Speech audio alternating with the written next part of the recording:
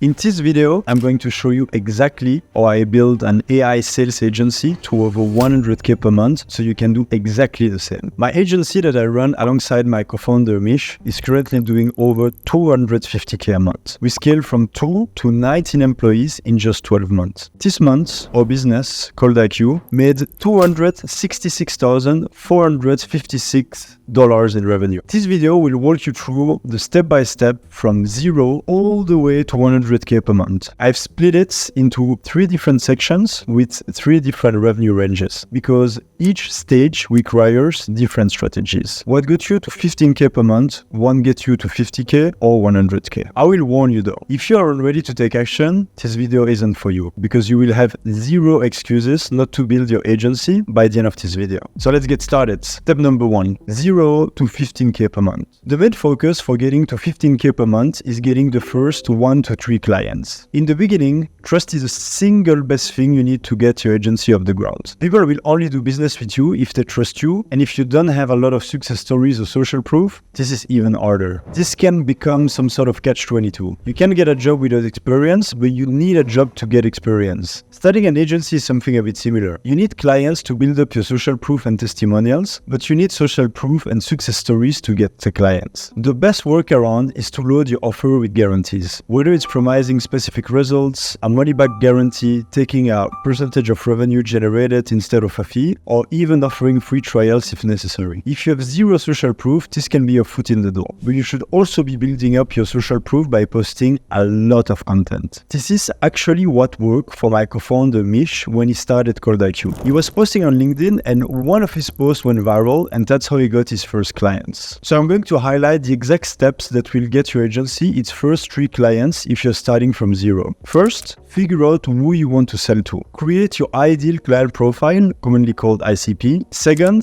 start sending cold emails to potential prospects. If you have 0 social proof, you will need to offer guarantees. While you are doing that, you need to immediately start building social proof. So the third step is figure out which platform your ICP uses the most, and step 4, start posting lots of helpful content about who you are, what you do, and the value you provide to your ideal client. If you do this for long enough, they will start to trust you. Now, following these steps will help you with 3 things. First, it gives you social proof, so if outbound prospects look you up, they will see you and what you are doing. This will have ideal clients engaging with your post and turning into inbound leads. Then you can start sending messages or emails to people who engage with your post, which will have a way higher success rate than purely cold email. If you follow all these steps, you should get to 15K per month. This is where you will have to make a decision. Do you want to stay around this income level and simply have a lifestyle business? With a lifestyle business is primarily just you working for yourself while you fulfill for a handful of select clients. Or do you want to scale and create a 7, even 8-figure business? If you're watching this video, it means that you want to know how to scale to 100K a month, and I'm going to show you exactly how to do that. But scaling and building a company isn't for everyone. It requires a lot of sacrifice, making tough choices, and with higher revenue come higher operating costs, which means the stakes are higher. I'm sure that if you're watching this video, it means you want to know how to scale to 100K a month, and I'm going to show you exactly how to do that. Step number 2, 15K to 50K per month. Once you've decided to scale, there is only one major thing you need to do, and need to do right. If you don't get this right, you may never get to 50K per month. This stage is when you are going to hire your first 3 employees. The very simple overview for this is look at your calendar and identify tasks that consume most of your time. Find people who are better than you at those tasks and give them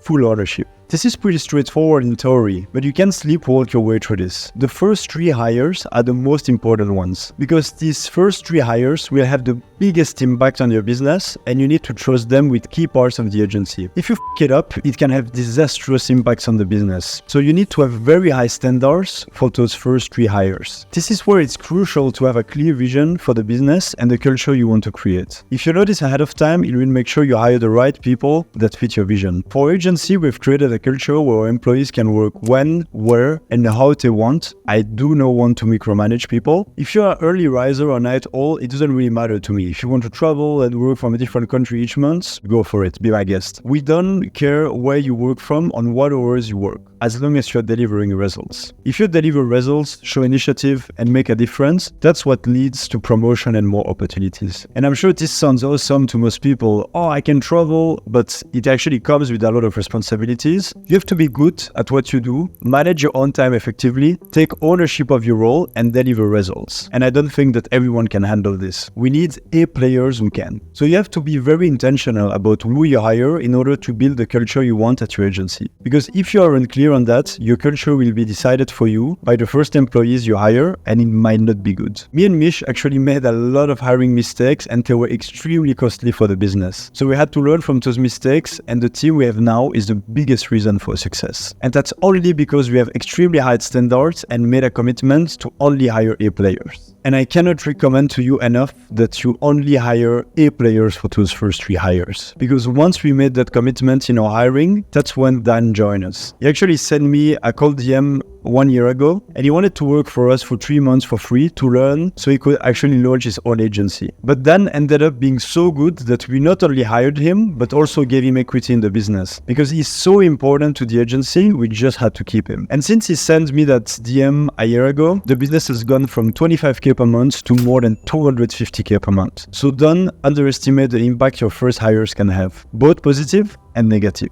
Now let's go to step number 3, 50k to 100k per month. Once you have reached 50k per month, first of all, congrats. It's time to shift gears so you can scale to 100k per month. And there are 3 things you will need to focus on to get to 100k. This stage, you need to focus on building systems and processes. The nature of an agency is that whenever you get more clients, you need to hire more people. And the reality is that when you are scaling to this level, you can expect that every single employee will be an A player. But they need to still be able to step into the agency and do their job effectively. So you need to build systems, and they need to be stupid proof. The process needs to be so easily repeatable that anyone can do it. The bigger your agency gets, the more likely things are to break. So processes will help you serve a lot of clients with a lot of employees as smoothly as possible. But managing all of these clients and staff becomes a much bigger job. Your job. And that brings me to point number 2. Managing an agency of this size requires constant problem solving. There will always be fires that need to be put out, and that's essentially your job. Delegation becomes even more important at this stage, but it evolves from how it was in the 15 to 50k range. Before, it was about making sure you were delegating your tasks to an employee. Now it's about making sure that everything within the agency is delegated to the right employee. For example, Dan is such a weapon for agency and has so much on his plate that it's become an essential part of my job to make sure his time is filled with only high-level tasks. He shouldn't be doing low-level repetitive tasks that just are waste of his time and skill. So a lot of your role will be about managing your employees, systems, and putting out fires. But one of the most important fires you need to put out as an agency owner is churn. And the bigger your agency gets, the bigger this problem becomes. At 10 clients with a 10% monthly churn rate, replacing 1 client is not too hard. But imagine when you get to 30 clients, replacing 3 clients each month becomes already a bit more challenging. Now imagine at 50 clients, needing to replace 5 clients per month is a very daunting task, especially if you're wanting to scale on top of that. Churn is never going to be 0, but you need to reduce it as much as possible in order to scale. Here are 3 ways you can do that. First of all, you should under-promise and over-deliver. Set realistic expectations for your clients and then exceed them. And then last, build better systems to create more efficiencies. Nothing can sour a relationship with your client faster than wasting time. If you're taking too long to get back to them, taking too long to onboard or deliver results, that are going to become unhappy. So always make sure you're running a tight ship, and it might be time to consider adding more revenue streams to the agency, which is actually what we did at CodeIQ with our coaching program. Inside of our coaching program, we